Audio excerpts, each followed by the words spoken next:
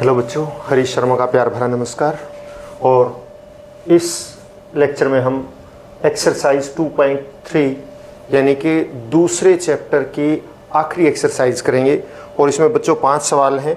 मैं इन पांचों की स्टेटमेंट आपके सामने रख देता हूं, अगर आपके पास किताब ना हो तो ये 2.3 एक्सरसाइज आप पहले इसकी स्टेटमेंट ये पांचों सवालों की मैं आपके सामने रख दूंगा।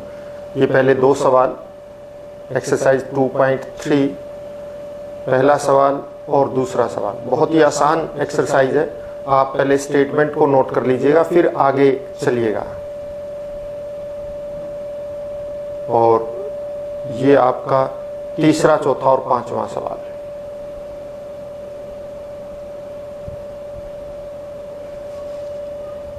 जरा ध्यान से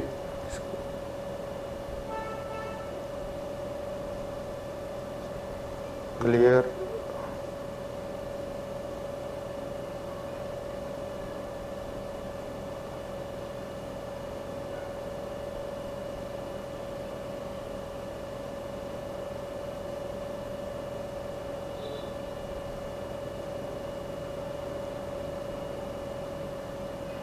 तो ये स्टेटमेंट नोट कीजिएगा और अब हम इन सवालों को करते हैं।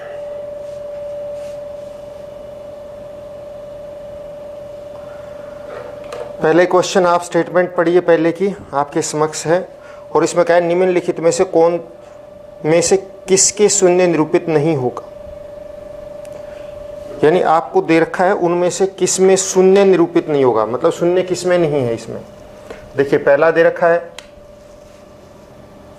पहले क्वेश्चन का ए भाग दे रखा है 1 प्लस 0, बी भाग दे रखा है 0 गुणा में 0, सी दे रखा है 0/2 यानी 0/2 और डी दे रखा है 10 - 10/2।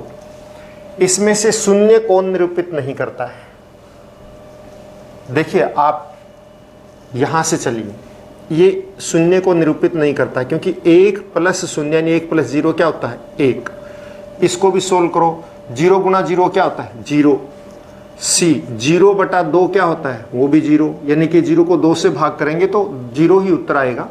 और डी में देखिए 10 में से 10 घट गया, 0 आ गया यानी 0 आ गया, 0/2 तो 0 को यही स्थिति आ गई ये भी, तो 0/2 क्या होता है 0 होता है। तो किस में 0 नहीं है, ए जो है वो शून्य को निरूपित नहीं करता है। दूसरा सवाल दे रखा है, यदि 2 पूर्ण संख्याओं का गुणनफल 0 है, 2 पूर्ण संख्याएं हैं।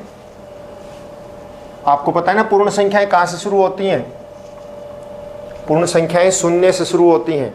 कौन सी होती हैं पूर्ण संख्याएं, दोबारा बता देता हूं, 0, 1, 2, 3, 4 और चलता रहेगा इसी तरह, एक एक बढ़ाते रहिए।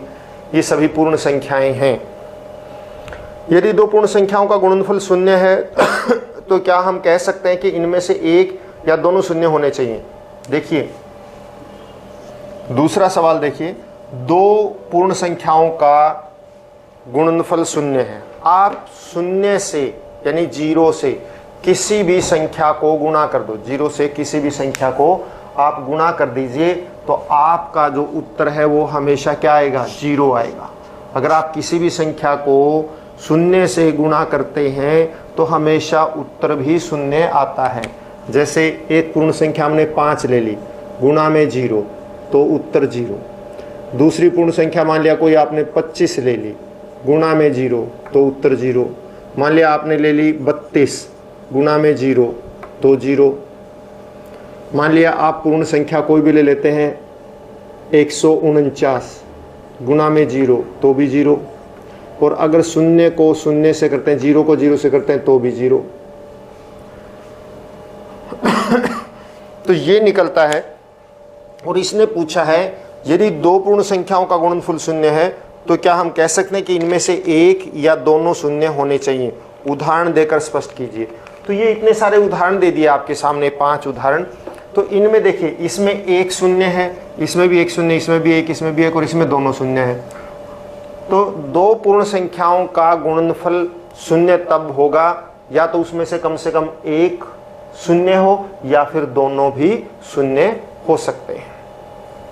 आप इस तरह से अपनी मर्जी से या किसी भी संख्या को लिख के उसकी शून्य से गुणा करके उत्तर शून्य निकाल के दिखाइएगा। और एक आपने बताना है शून्य गुणा में शून्य करेंगे तो भी शून्य ही आता है। तीसरा सवाल, यदि दो पूर्ण संख्याओं का गुणनफल 1 है तो क्या हम कह सकते हैं इनमें से एक या दोनों 1 के बराबर होनी चाहिए? देखो ये सवाल था दूसरा कि उत्तर 0 आना चाहिए, तो हमने देखा कि कम से कम एक संख्या 0 हो या फिर दोनों 0 हो। अब इसी तरह से गुणनफल 1 आना चाहिए। 1 आने के लिए क्या होना चाहिए? एक उत्तर कब आता है? गुणा करने के बाद। मान लिया इसी तरह से हम ले लेते हैं, हमने ले लिया 5, 5 गुणा में 1 करेंगे तो उत्तर क्या आया? 5 आया, ये तो 1 नहीं आया। मान लिया आपने कोई और ले लो, मान लिया आपने ले लिया 48 गुणा में 1 तो उत्तर क्या आया? 48 आया, 1 नहीं आया। एक उत्तर कैसे आएगा? एक उत्तर तब आएगा यदि 1 को हम 1 से गुणा करते हैं तो उत्तर क्या आता है? 1 आता है। मतलब आपको यह है कि एक उत्तर लाने के लिए हम 1 को, मतलब ये बताना आपको कि उनमें संख्या 1 होनी चाहिए, दोनों संख्याएं 1 होनी चाहिए ताकि उत्तर 1 आए। अगर आप एक संख्या को 1 लेते हैं और दूसरी कोई और लेते हैं तो उत्तर वही आ जाता है। 5 गुणा में 1 5 आ गया, 48 गुणा में 1 48 आ गया। आप और किसी से करेंगे तो वही आ जाएगा। एक उत्तर कब आता है? जब 1 को 1 से गुणा करते हैं, यानी यदि दोनों संख्याएं 1 होंगी तो आपका उत्तर 1 आएगा, अन्यथा 1 नहीं आएगा। और शून्य लाने के लिए कम से कम एक संख्या शून्य होनी चाहिए या फिर दोनों भी शून्य हो सकते हैं। चौथा सवाल देखिए बच्चों। चौथा सवाल में मैं आपको यूं का तू नहीं करवाऊंगा, इसी तरह का और उदाहरण दूंगा, आप इसको खुद करेंगे। चौथा सवाल वितरण विधि से करना है।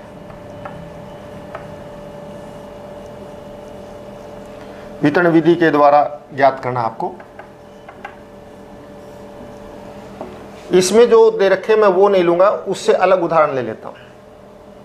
मान लिया आपको दे दिया 525 गुणा में 101, तो वितरण विधि के द्वारा कैसे गुणा की जाए? वितरण विधि के द्वारा गुणा करने का तरीका यह है कि आप इसको क्या करो, 525 को तो यूं का तो लिख लो और गुणा में ये इसको 101 है ना, तो इसको आसान हमने पहले भी किया था, ये आसान रहता है कि आप इसको क्या करें 100 और +1 कर दो, है ना, बिल्कुल आसान हो गया ना। देखो 101 को हमने 100 + 1 कर दिया, ये वितरण कर दिया, इसका अलग अलग कर दिए। तो अब आप देखिए यहाँ पे इसको गुणा करेंगे तो क्या आएगा? 525 गुणा में 100 और आगे क्या है प्लस, फिर 525 गुणा में 1।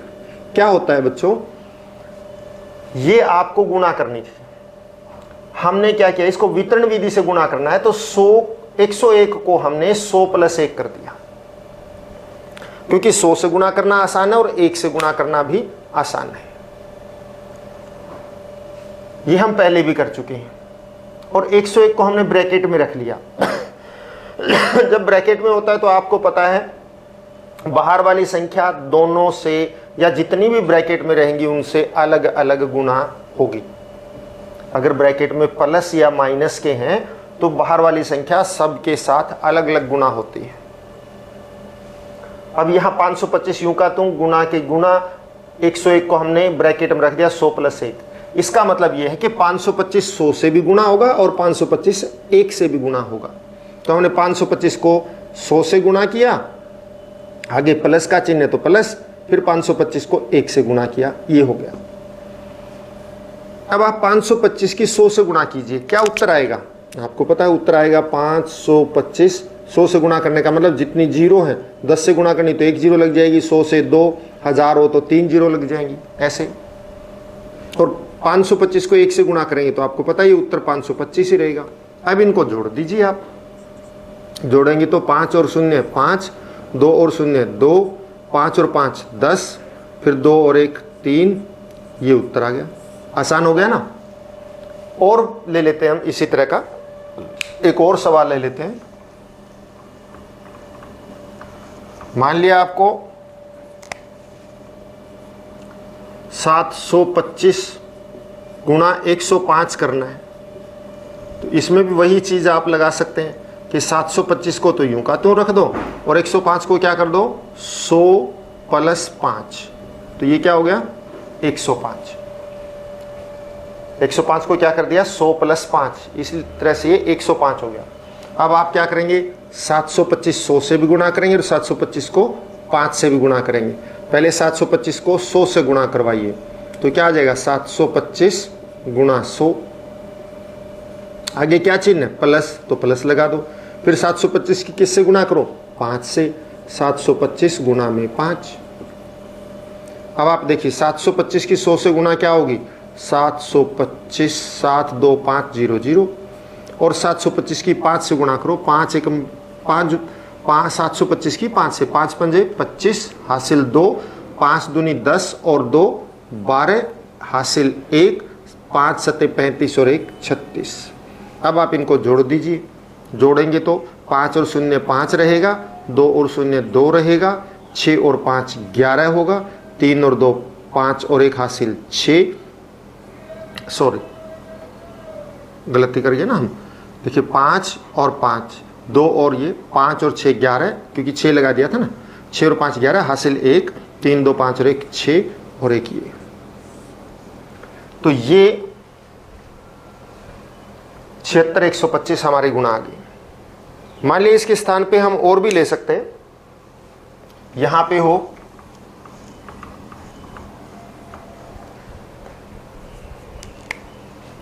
मान लिया हो 4935 गुणा में 1001 हो, तो क्या होगा आप देखिए इसको 1001 है तो इसको भी हम उसी तरह वितरण प्रणाली से अलग कर लेंगे।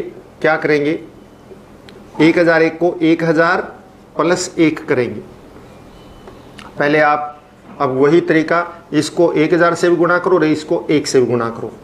4935 गुणा में 1000 + 4935 गुणा में 1। अब 4935 की आपने 1000 से गुणा की तो क्या रहेगा 493500 + 4935। इनको जोड़ दीजिए, जोड़ेंगे तो 5 0 और 3 3, 9 और 0 9, 4 और 9 5, फिर 3 9 4, ये उत्तर आ गया। एक और ले लेते हैं थोड़ा सा मुश्किल इससे।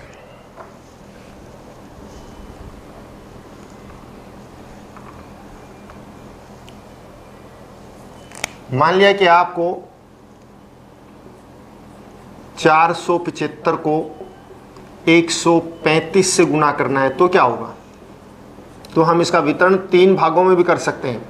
475 यूं का तो 135 को हमने क्या कर दिया 100 + 30, 100 और 35 मत करो, 100 + 30 + 5, ये कर दो, अलग अलग कर दो,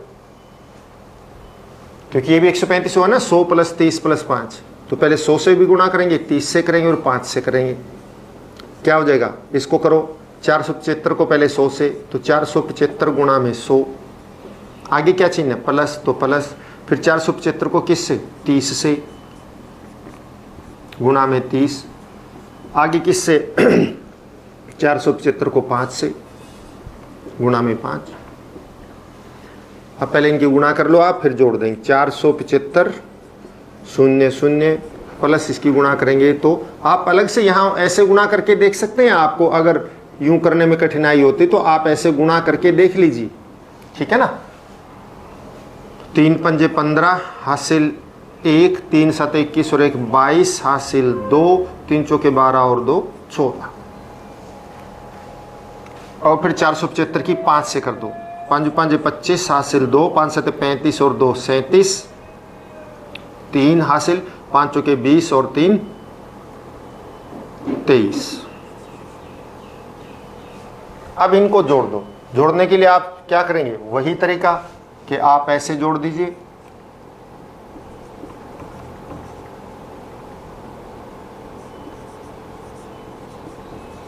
और 2375, इन सब को जोड़ दो और आपको पता है जोड़ने के बाद उत्तर क्या आएगा, 5 लास्ट में, फिर 5 और 7 12 हासिल 1 जोड़ेंगे तो 6, 2 8 और 3 11, फिर हासिल 1 8 और 4 12 और 2 14 हासिल 1 4 2 5 और 1 6, 64,125 ये उत्तर आ गया।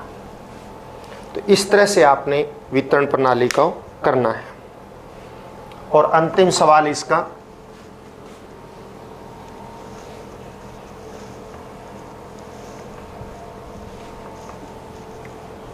बहुत आसान अंतिम सवाल, 5वां सवाल इसने दे रखा है।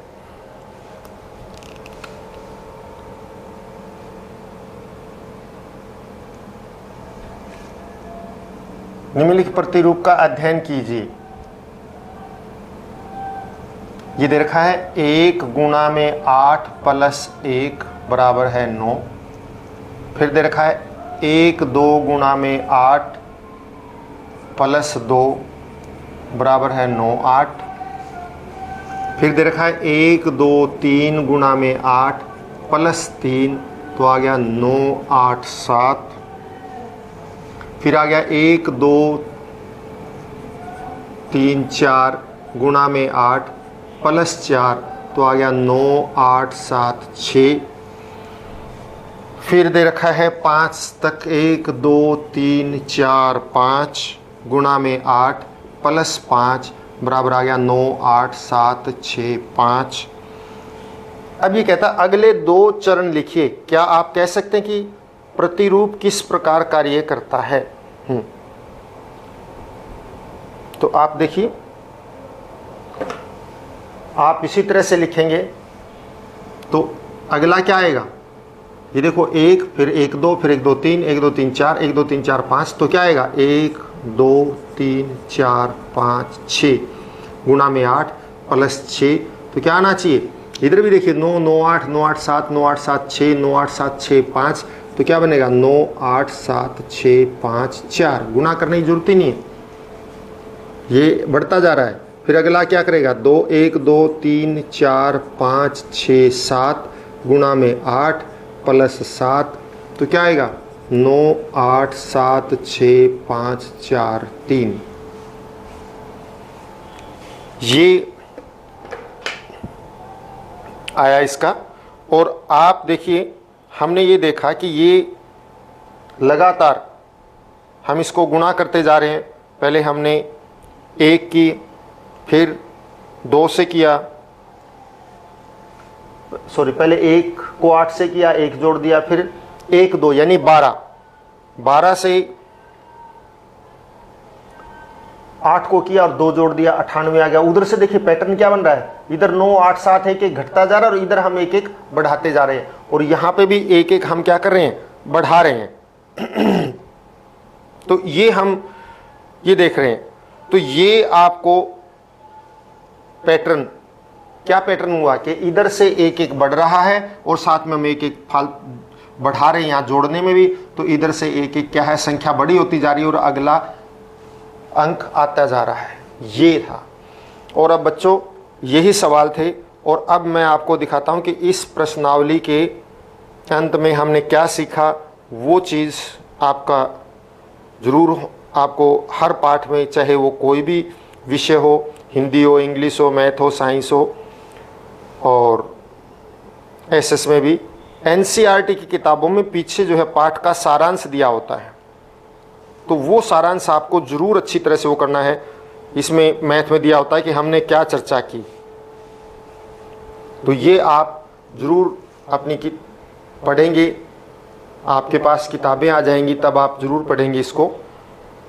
और इसके साथ ही इतना ही इसमें, और आशा है आपको समझ में आया होगा। और पेन कॉपी लेकर आप पूरी प्रश्नावली दोनों चैप्टर को पूरा कंप्लीट कर लीजिए। घर में रहें, स्वस्थ रहें, बड़ों का सम्मान करें। Have a nice day.